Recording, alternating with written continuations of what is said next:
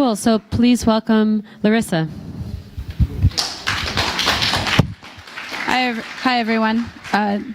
Thanks so much for being here. Thanks for having me. I'm really excited to be a small part of this. I was at another event the past couple of days, so I couldn't come before, but I'm really thrilled to be here.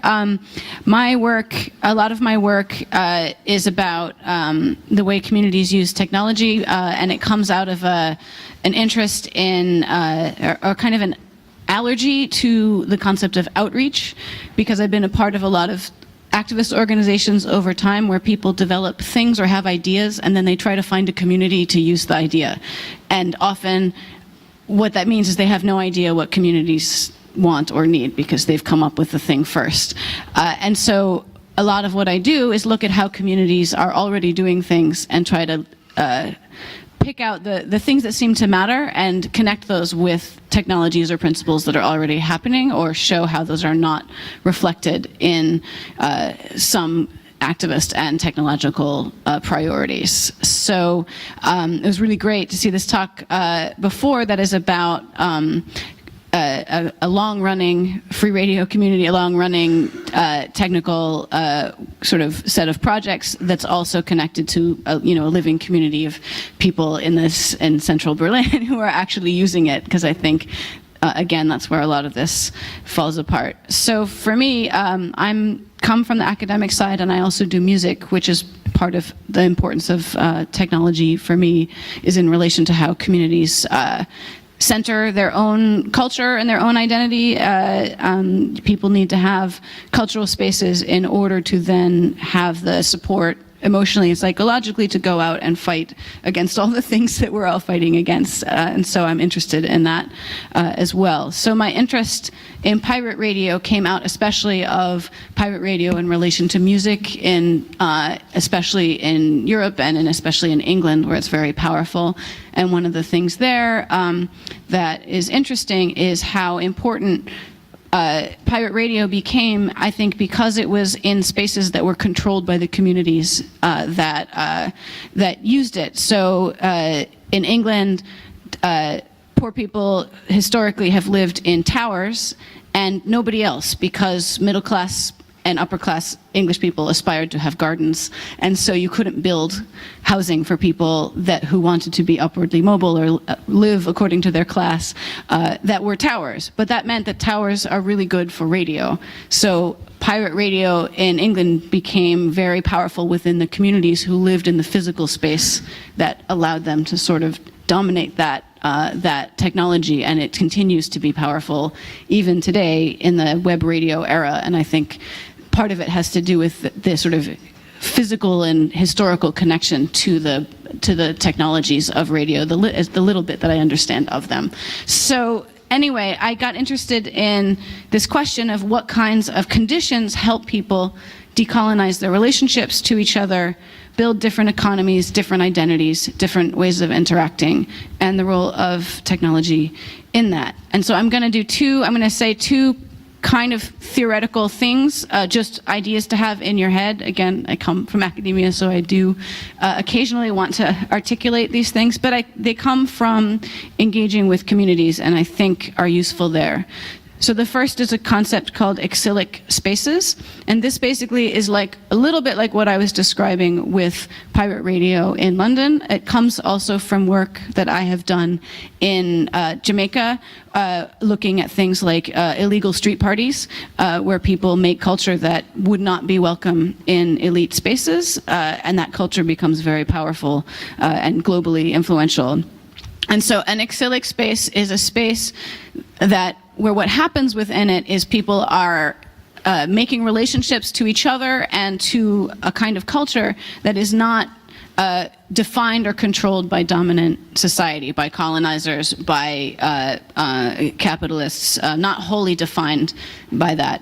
But what they need often in order to be exilic is they need to be a little bit unregulated. They need to be outside of society and outside of the view of the state. And so people need to be able to defend the border of the exilic space, or there needs to be something that limits the ability of powerful people to come into that space. And it might be a cultural thing or a social thing or a technological thing, but there has to be something that says, when you come here, you come in on our terms to this space.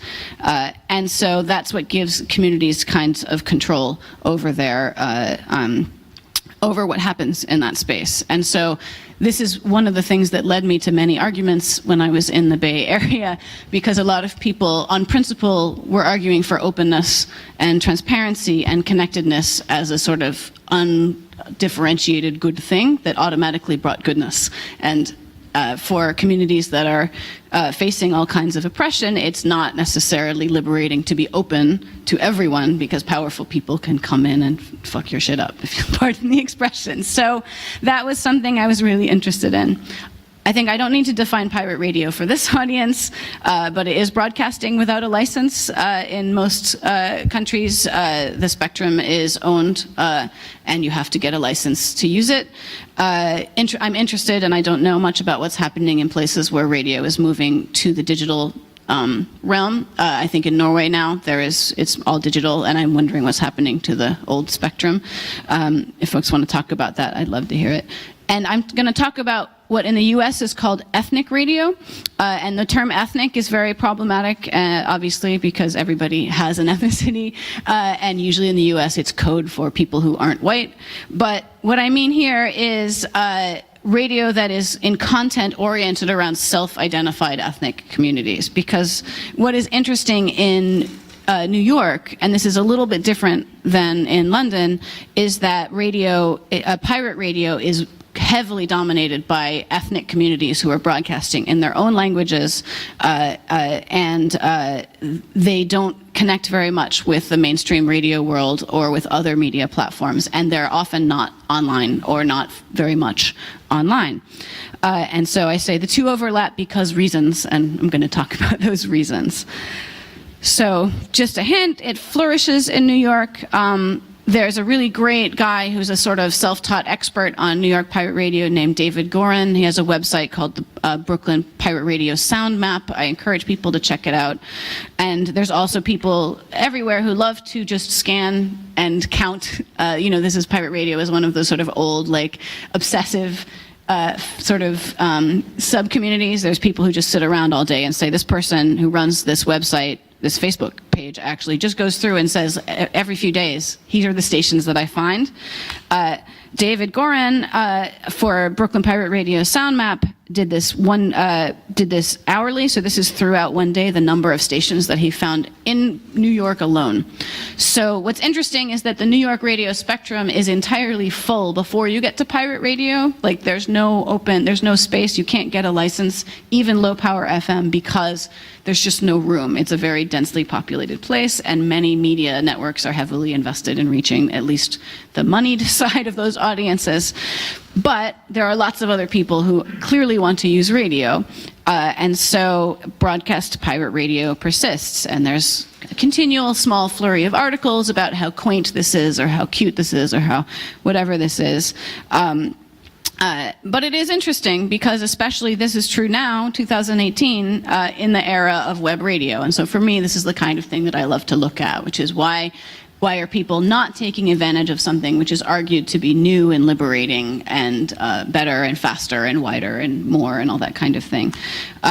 If you look, this is a map from a few years back of enforcement actions by the FCC in shutting down pirate radio.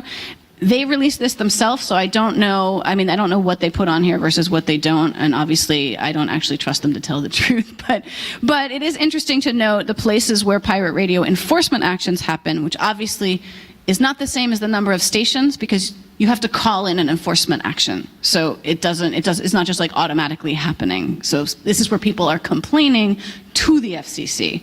So there's more. It's a map of conflict, not of presence, if that makes sense. But still, it suggests that there's probably more pirate radios where the big red dots are, and those are especially, but not entirely, in places where you're going to find a lot of immigrants, right? So Miami, New York, Southern California, the Pacific Northwest. It's just an interesting thing to think about, because that is in fact in New York who is using radio. It's not just immigrants, but it's people connected to diasporas, to immigrant communities. They may have lived in New York for a long time, but often have family or circulate. So, primarily ethnic radio, marginalized voices, marginalized music. These main things shape who is using pirate radio in New York. I think we can abstract from this the kinds of things that are going to shape it. Obviously, the cost of getting a license and the fact that in New York there are none left means that anyone who wants to broadcast what they aren't hearing already is going to go to pirate radio. We could say economics shapes it, but the law is the thing that sets the costs of a lot of the things involved in radio, so it's not just a neutral thing. Obviously, access to technology shapes it, but that's actually quite cheap. A 20-watt FM transmitter reaching a radius of about 10 to 15 miles can be purchased on the web for under $200. The downside to a wide radius is more chances to get caught. Obviously, they can move around. Pre-internet, ethnic radio tended, especially in New York, to be broadcast from cheaper and lower power transmitters and much more geographically constrained. I'm going to skip this slide. That is sometimes considered a negative, but actually I'm going to suggest that geographical limitation for the interests of particular communities is not necessarily a negative thing. Another thing about radio, obviously, is for listeners, and this is what the thing I study most is not broadcasters, but listeners. It's obviously cheap to listen, and for people who spend a lot of time in cars, which includes a lot of people who work by driving things around or driving people around, which is also segregated in some cases by ethnic and class structures, radio is still really useful because people are in places where radios are present or are easily accessible. So this is Flatbush, which is one of the places where there's a huge amount of pirate radio, and these are also, as you might know, places where broadband access is likely to be low. In poor neighborhoods in the US, you have much lower internet connectivity, much lower levels of computer ownership. It's also extremely dense. So Kensington and Flatbush are two neighborhoods that I looked at. Just Brooklyn for comparison on the top, just to see it's incredibly dense here. So unfortunately, we use imperial system, so miles, not kilometers.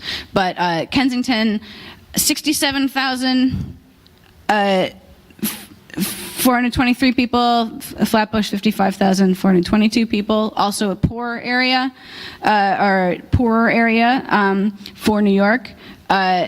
Also a non-English speaking area. Percentage of people that speak English not well or not at all is quite high in Kensington and reasonably high in Flatbush compared to the rest of New York.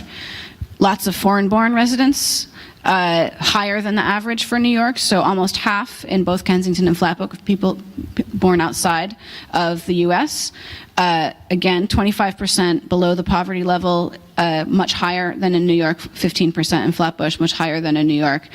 I just thought this was interesting. Relatively high percentage of males, I don't know why this is gendered, in transportation occupations, going back to the idea of who might be using radio, right? So what are people doing with radio? They're claiming space when they are listening, because the sound of radio redefines the space when you are listening to it. And if you are listening to radio in Spanish or Russian or Uzbek or Hebrew, or listening to soca or compa or Haitian religious broadcasting, of which there is a huge amount, you are redefining that space in the moment as associated with your community, and you are marking yourself in ways that are also risky to outsiders who don't necessarily see those voices, those sounds, those languages as a good thing. So you're claiming space, again, tied to particular kinds of jobs. People, again, also who work, for example, in kitchens. Often there's a radio in the back of the kitchen. This is also something that is structured by race and class.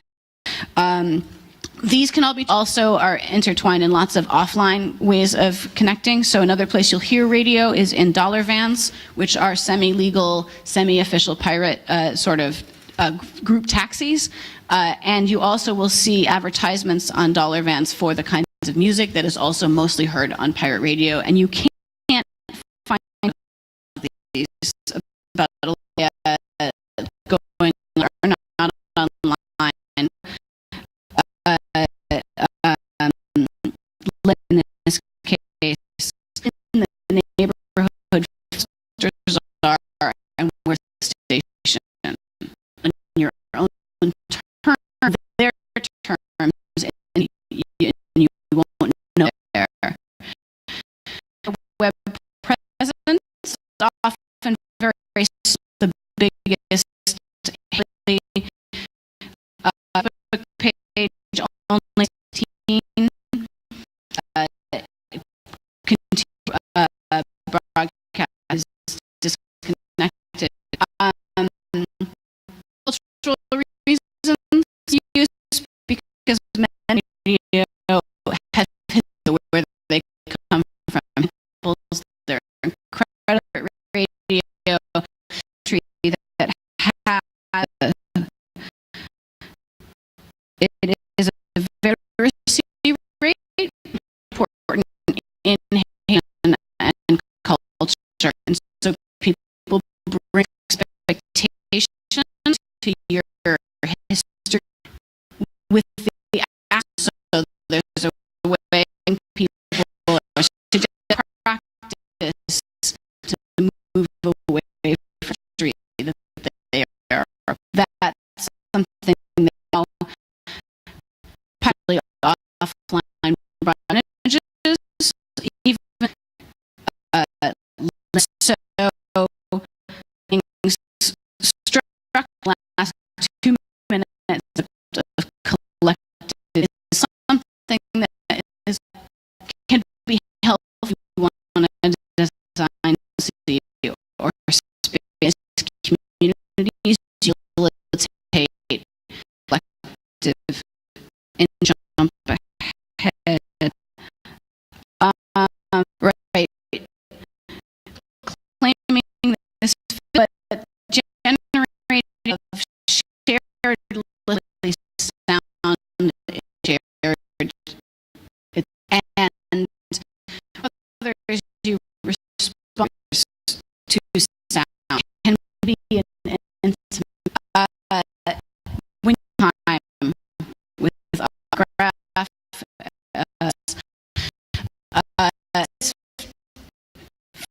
Especially if you're not and synchronous, there's aware of responding to voices, and this is a scholar's history of intimacy, which is and personal, tied to sort of domestic space, the home, but this is actually about being intimate with a group in a collective experience, and that has to do with being vulnerable as a group in a collective experience. And so in a white supremacist context, in an ethno-nationalist context, right, being publicly responding to your cultural sounds or voices, color against different cultural groups that are looked down on, by virtue of by your own response to your own sounds in the sort of semi-public space. So in dominant media networks, that moment is also really important.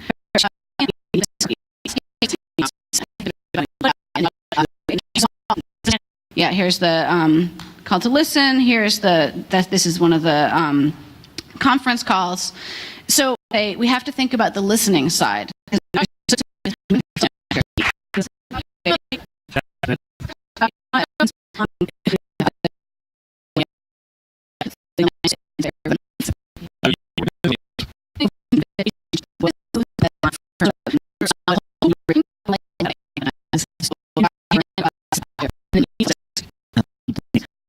The idea of automated,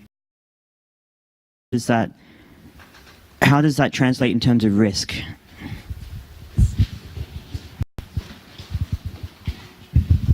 Yeah, great question. So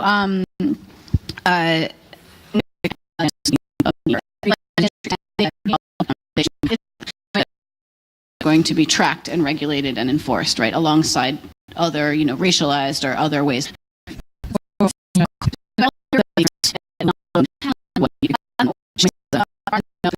marginalized